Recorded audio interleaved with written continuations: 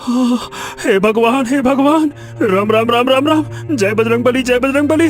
मेरी तो मती मारी गई थी हरिया, जो मैं तेरी बातों में आ गया। देख हरिया, अभी भी समय है, यहाँ से निकल ले। मैंने सुना है कि इस जंगल में कुछ समय से एक बड़े भयानक राक्षस का शासन है, जो मनुष्यों को देखते ही मारकर उनका खून पी जाता है।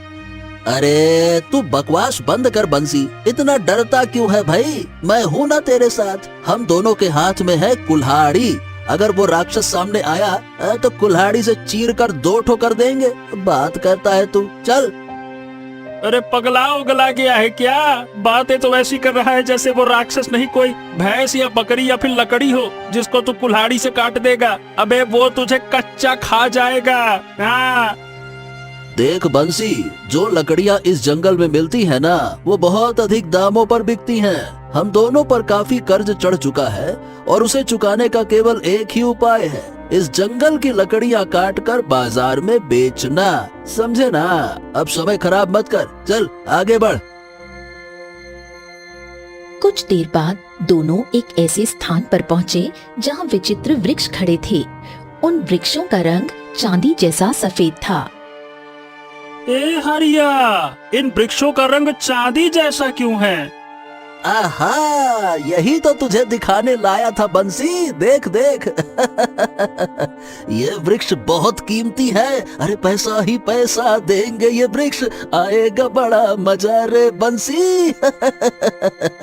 इनकी लकड़ियाँ बहुत अच्छी गुणवत्ता वाली होती है। चल चल चल चल, जल्दी से एक वृक्ष काट कर गाँव लौटते हैं। चल चल चल चल।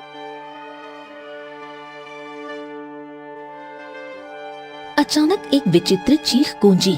काले धुएं का गुबार उठा और वो धुआं एक राक्षस में परिवर्तित हो गया।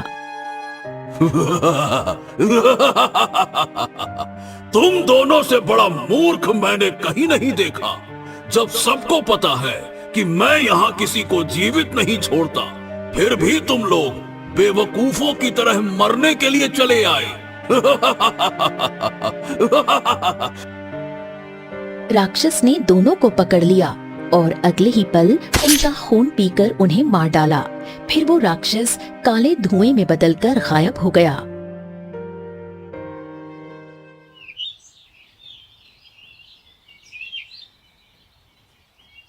कुछ दिनों बाद चकियापुर गांव के नानक चाचा गांव की सीमा पर बैठे थे।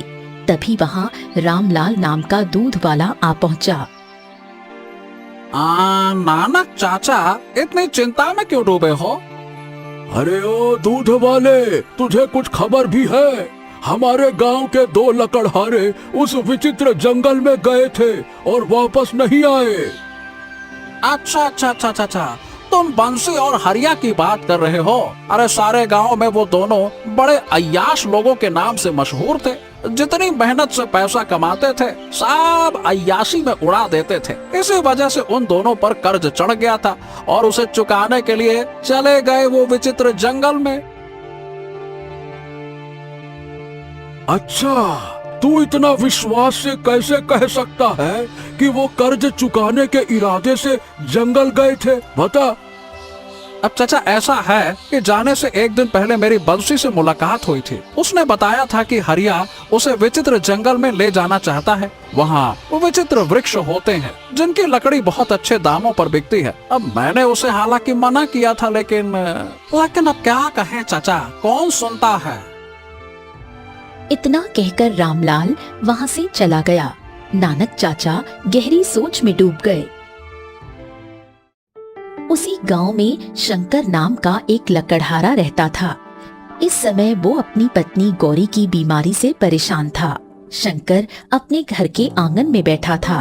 तभी उसकी 10 वर्षीय पुत्री चमकी वहां पहुंची। पिताजी, माँ को बुरी तरह से खांसी हो रही है। ये सुनकर शंकर भागकर अपनी पत्नी गौरी के पास गया। ए गौरी, क्या हो गया? तू ठीक तो है? काहे खांस रही है? क्या बात है?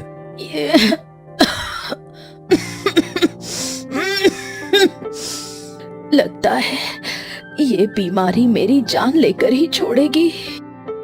हो, तू चिंता मत कर, तू चल मेरे साथ। मैं तुझे वैद्य जी के पास ले चलता हूँ और उनसे पूछूंगा कि जो जड़ी बूटियां वो दे रहे हैं वो असर क्यों नहीं कर रही हैं। चल आजा।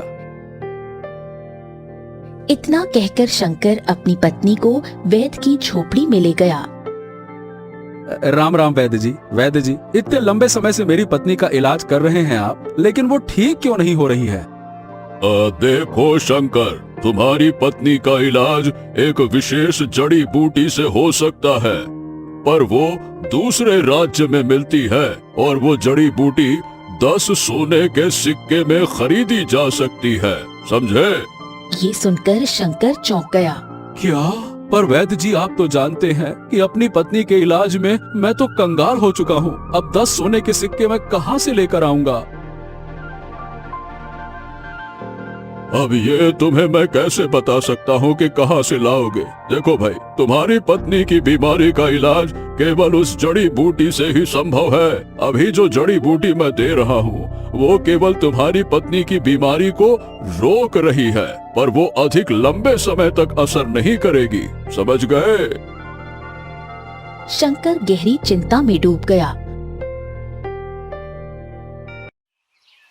और अपनी पत्नी गौरी को लेकर अपने घर आया। पिताजी, माँ ठीक तो हो जाएंगी ना? हाँ हाँ मेरी बेटी चमकी, तेरी माँ बिल्कुल ठीक हो जाएगी। आखिर आप 10 सोने की मुद्राओं का इंतजाम कहाँ से करेंगे? भगवान पर भरोसा रख गौरी, मैं कुछ न कुछ इंतजाम कर लूंगा। पिताजी, दीपावली का समय भी नजदीक है। क्या इस बार भी हमारी दीपावली अंधेरे में जाएगी? क्या इस बार भी हम दिए नहीं खरीद पाएंगे? ये सुनकर शंकर चौंक गया और अपनी बेटी का मन रखने के लिए बोला, अरे नहीं नहीं बेटा, नहीं नहीं नहीं नहीं, देखना बेटा, तुम्हारी माँ दीपावली से पहले स्वस्थ हो जाएंगी और हम पूरा घर दियों से भर देंगे, सजा डालेंगे रंगोली भी बनाएंगे, है ना बेटा? इतना कहकर शंकर घर के आंगन में बैठकर आंसू बहाने लगा और खुद से बोला, अब 10 सोने के सिक्के का इंतजाम कहाँ से करूं? जंगल से जितनी लकड़ियां काट कर लाता हूँ वो केवल पीतल के सिक्कों के बराबर बिकती है। उन पीतल के सिक्कों को मिलाकर भी एक सोने का सिक्का नहीं बनता। क्या करूं भगवान, क्या करूं? कुछ देर बाद उसके मन में एक ख्याल आया। हाँ, अब एक ही उपाय है, मुझे विचित्र जंगल जाना होगा और वहाँ से सफेद वृक्ष को काटकर बाजार में बेचना होगा। उसी से इतना धन प्राप्त किया जा सकता है जिससे मैं अपनी पत्नी का इलाज करा सकता हूँ और अपनी पुत्री की आंखों में दीपावली के शुभ अवसर पर खुशी दे सकता हूँ और उसके लिए अच्छे अच्छे दिए खरीद के उसे दे सकता हूँ। हाँ, ये सही रहेगा।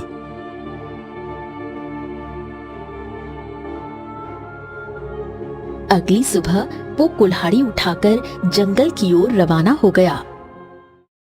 शंकर जंगल की सीमा पर पहुंचा ही था कि नानक चाचा उसे मिल गए। ए शंकर, ए भैया, कहाँ जा रहा है तू? चाचा, लकड़हारा हूँ, जंगल जा रहा हूँ लकड़ियाँ काटने। देखो भाई शंकर, गलती से भी उस विचित्र जंगल में मत जाना। कुछ दिन पहले बंसी और हरिया लालच में वहाँ चले गए लेकिन वापस नहीं आए और न जाने कितने लोग कुछ समय से वहीं गायब हो चुके हैं। जरा संभल कर जाना। हाँ चाचा, आप चिंता मत करो, मैं विचित्र जंगल नहीं जाऊंगा।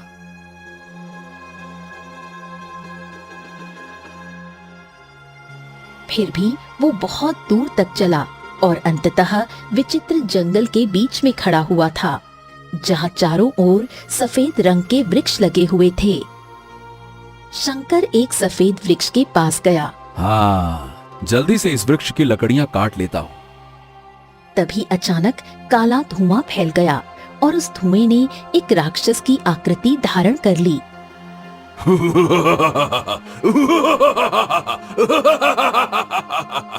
अब डरने से कोई फायदा नहीं क्योंकि तू मरने वाला है। शंकर की आंखों में आंसू आ गए और वो विनती करते हुए बोला, देखो देखो, मुझे मत मारो, मेरी पत्नी बीमार है और मेरी एक पुत्री भी है। मुझे मत मारो, मैं तुमसे विनती करता हूँ। मुझे इससे कोई फर्क नहीं पड़ता।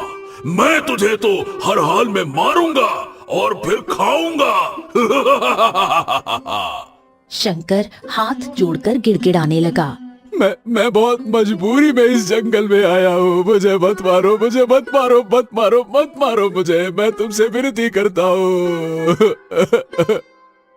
हर कोई यही कहता है, पर मैं जानता हूँ कि हर मनुष्य यहाँ लालच के इरादे से आता है। ठीक है, अगर तुम्हें मुझे मारना ही है तो मुझे कुछ समय दे दो।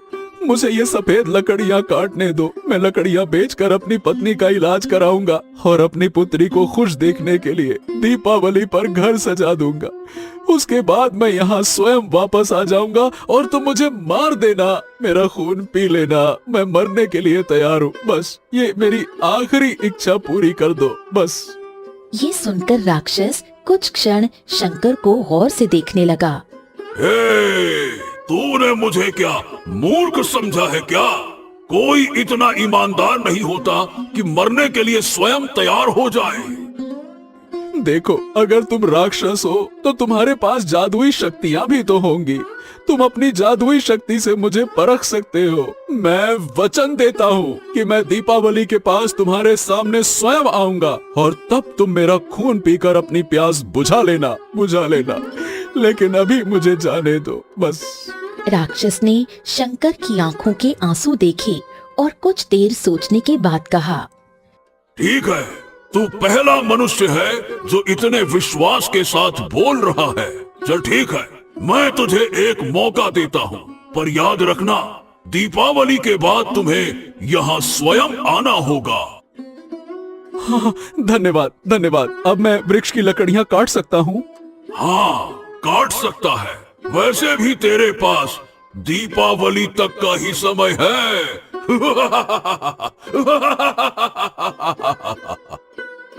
शंकर ने कुल्हाड़ी उठाई और सफेद वृक्ष को काटना शुरू कर दिया। कुछ देर बाद शंकर बहुत सारी लकड़ियां काटकर अपने सिर पर गठरी रखे गांव के बाजार में आया। सफेद लकड़ियों को देखकर पूरे गांव में हड़कंप मच गया।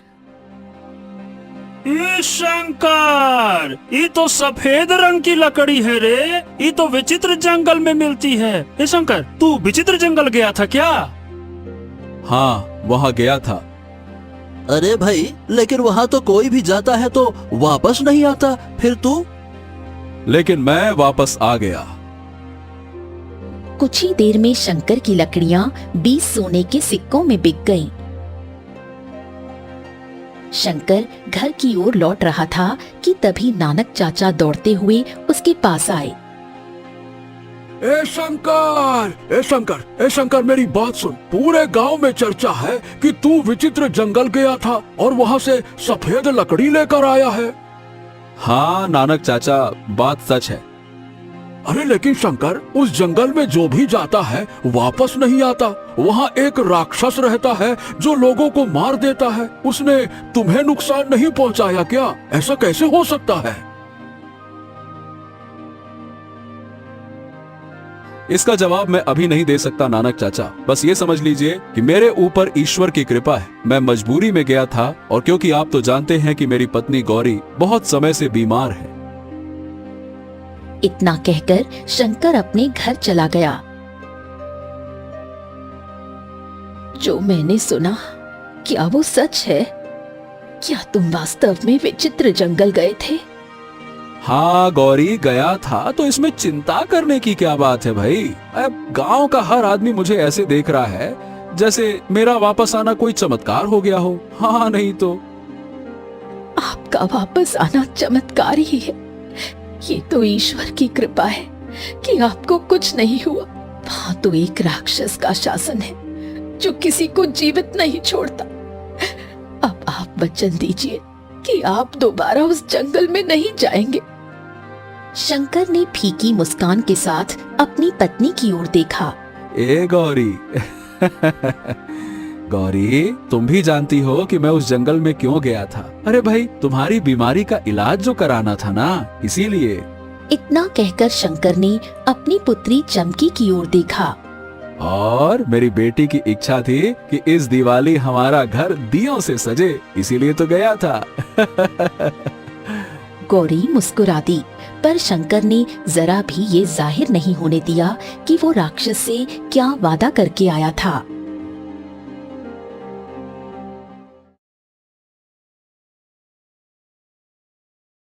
अगले दिन शंकर राज्य गया और वो जड़ी बूटी खरीदकर वैद्य के पास पहुंचा।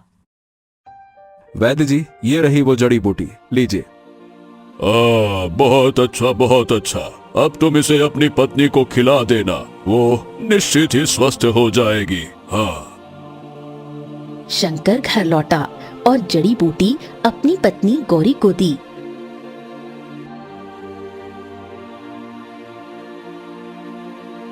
अगले दिन गौरी ने शंकर से कहा, शंकर, मुझे ऐसा लग रहा है जैसे मेरी बीमारी ठीक हो रही है। हाँ। अच्छा गौरी, चलो एक बार फिर वैद्य जी के पास चलते हैं ताकि निश्चिंत हो जाए कि अब तुम ठीक हो। चलो। शंकर गौरी को लेकर वैद्य के पास गया। वैद्य ने गौरी की जांच की और मुस्कुराते हुए कहा, शंकर भाई, तुम्हारी पत्नी तो पूरी तरह से स्वस्थ है। अब इसकी बीमारी समाप्त हो चुकी है। शाबाश, शाबाश। ये सुनकर शंकर खुशी से अपनी पत्नी को घर ले आया। पिताजी, दीपावली को केवल 5 दिन रह गए हैं। चिंता मत कर बेटा, मैं तेरे लिए राज्य से बहुत अच्छे दिए खरीद कर लाऊंगा। तभी एक सैनिक वहां पहुंचा। क्यों भाई, तुम्हारा नाम ही शंकर है ना? हाँ हाँ हाँ, मैं ही शंकर हूँ, कहिए। और तुम लकड़हारे हो ना? हाँ हाँ, मैं लकड़हारा हूँ। आप ऐसा क्यों पूछ रहे हैं? भाई, महाराज ने तुमको इसी समय तुरंत बुलवाया है। क्या महाराज ने? लेकिन क्यों? मैंने क्या किया? अब इसका उत्तर तो महाराज ही दे सकते हैं। चलो, तुम्हें तुरंत मेरे साथ चलना होगा। अरे चलो भाई, चलो चलो। शंकर ने अपनी पत्नी और बेटी की ओर देखा और सैनिक के साथ चल पड़ा।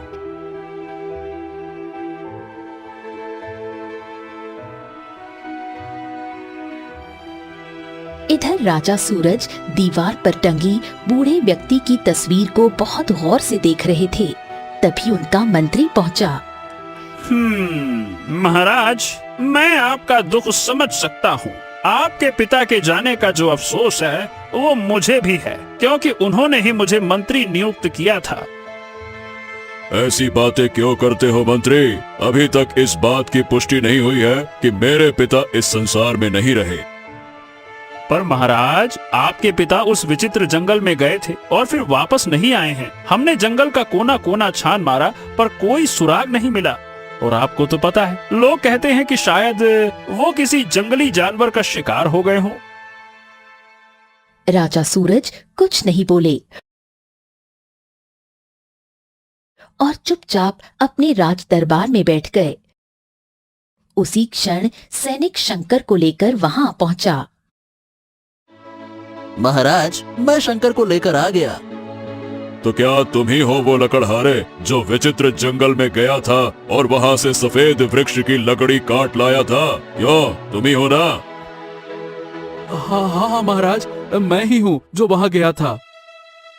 सुना है कि वहाँ पर कुछ समय से एक राक्षस का शासन है जो लोगों को मार देता है। तुम वहाँ से कैसे बचकर आ गए? राक्षस ने तुम्हें क्यों नहीं मारा? महाराज, सही बताऊं, बहुत डर लगा था जब मैं लकड़ियां काट रहा था, लेकिन मैंने जल्दी से लकड़ियां काटी और लेकर जो दौड़ लगाई कि फिर पीछे पलटकर ही नहीं देखा। राजा सूरज ने शंकर को गहराई से देखा। यानी शायद ईश्वर की कृपा रही होगी। अच्छा, मेरी बात ध्यान से सुनो। मेरे पिताजी की इच्छा थी कि विचित्र जंगल की सफेद लकड़ी से एक सिंहासन बनवाया जाए। पिछले साल वो दीपावली के मौके पर उसी जंगल गए थे और फिर वापस नहीं आए।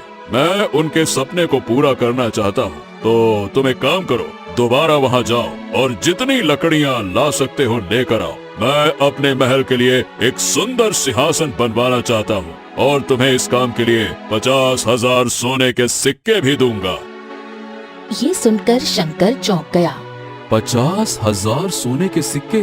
दीपावली के बाद तो मुझे राक्षस के पास जाना होगा। अगर ये इनाम मिल गया तो मेरी पत्नी और बेटी को किसी पर निर्भर नहीं रहना पड़ेगा। हाँ, महाराज, आपको जितनी भी लकड़ियाँ चाहिए मैं एक ही बार में ला दूंगा, बस लाने की व्यवस्था करवा दीजिए।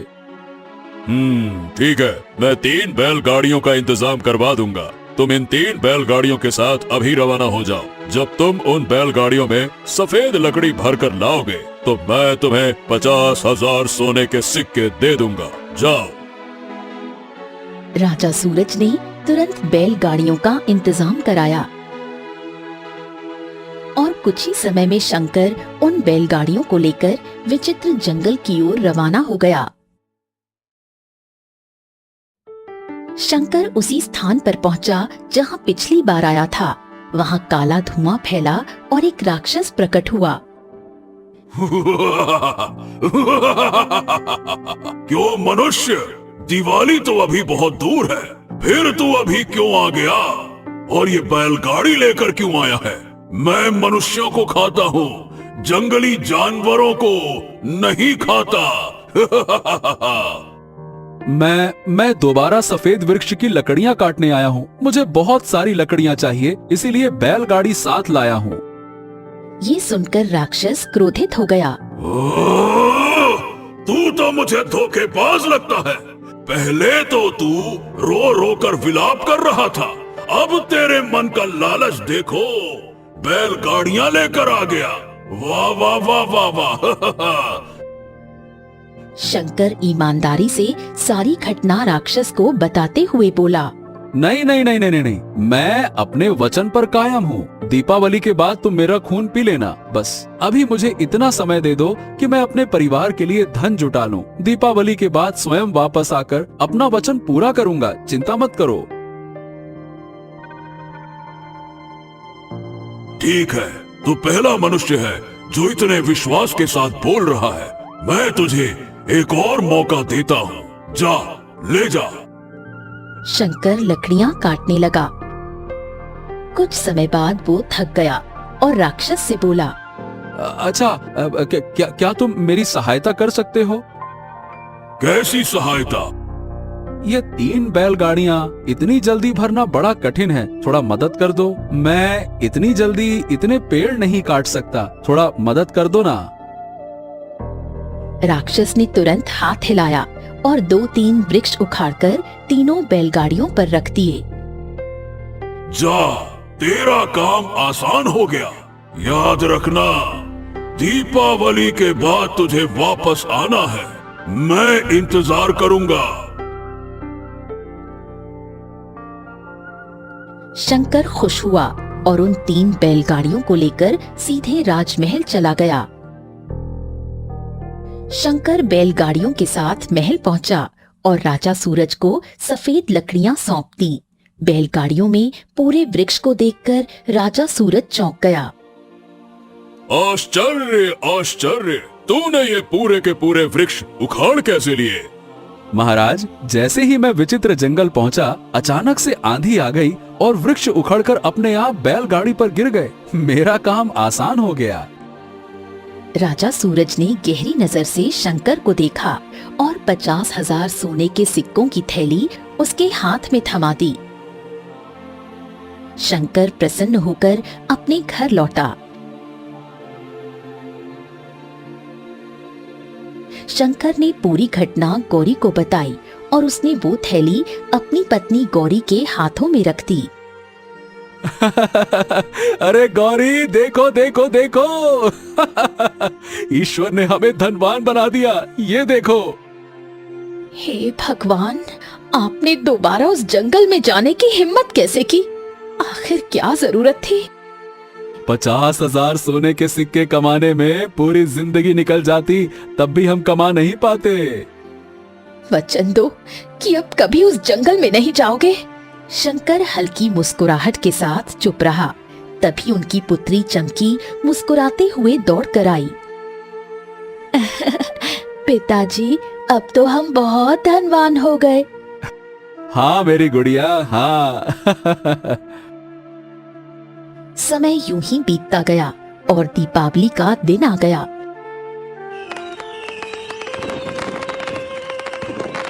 शंकर बहुत सुंदर और कीमती दिए लेकर आया।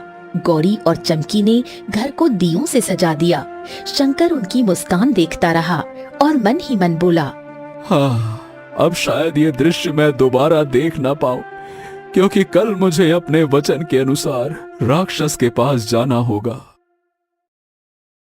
अगले दिन शंकर अकेला जंगल पहुंचा और राक्षस को आवाज देने लगा। तभी काला धुआं फैला और राक्षस प्रकट हुआ। मुझे विश्वास नहीं हो रहा कि तू खुद चल कर आ गया। मुझे लगा था कि तू तो कभी नहीं आएगा। मैंने वचन दिया था और मैं अपने वचन पर कायम रहता हूँ, इसीलिए मैं आ गया। वाकई वाकई तू सबसे ईमानदार मनुष्य निकला। आज तक मैंने तेरे जैसा कोई मनुष्य नहीं देखा। बहुत अच्छे। जैसे ही राक्षस शंकर को पकड़ने के लिए आगे बढ़ा, एक तेज धमाका हुआ और राक्षस रंग बिरंगी किरणों में बदलकर एक बूढ़े राजा में परिवर्तित हो गया। हाँ, आप कौन हैं? आखिरकार तुमने मुझे श्राप से मुक्त कर दिया बेटे। श्राप से? मैं कुछ समझ नहीं पा रहा हूँ। ये आखिरकार हो क्या रहा है? क्या हुआ ये सब? तभी रंग बिरंगी रोशनी के बीच एक साधु प्रकट हुआ। मैं समझाता हूँ, तुम्हारे सामने जो बूढ़ा व्यक्ति है ये कोई और नहीं बल्कि राजा विक्रम के पिता राजा भैरव है। कुछ समय पहले ये विचित्र जंगल में सफेद वृक्ष काटने आए थे। इनके सैनिक इधर उधर निकल गए और ये अकेले एक पीपल के पेड़ तक पहुंचे। उस वृक्ष के नीचे मैं वर्षों से तपस्या कर रहा था। साधु की आंखों में चमक थी। राजा भैरव घमंड में चूर था। उन्होंने क्रोध में आकर मेरी तपस्या भंग कर दी। फिर बोले कि उन्हें इस वृक्ष की लकड़ी चाहिए। मैंने कहा कि ये वृक्ष देवताओं का स्थान है, इसकी लकड़ी काटी नहीं जा सकती, पर उन्होंने मेरी बात ना मानी। तभी पीपल देवता प्रकट हुए और राजा भैरव को राक्षस बनने का श्राप दे दिया। ओह, तो क्या महाराज को ये सब याद नहीं था? नहीं बेटे नहीं। राक्षस बनने के बाद मुझे अपने पिछले जीवन की कोई स्मृति याद नहीं रही। जब तक तू नहीं आया मैं बस अंधकार में था। मुझे मेरे कर्मों की सजा मिली। पर मुझे सबसे अधिक अफसोस इस बात का है कि मैंने राक्षस के रूप में निर्दोष लोगों की हत्याएं की। तभी पीपल देवता प्रकट हो गए। तुम चिंता मत करो। जिन लोगों की तुमने हत्याएं की वो सब लालच से भरे हुए मनुष्य थे। ऐसे लोगों को इस संसार में रहने का कोई अधिकार नहीं था। अब मैं पुनः अपनी तपस्या करने जा रहा हूँ। साधु वहां से चला गया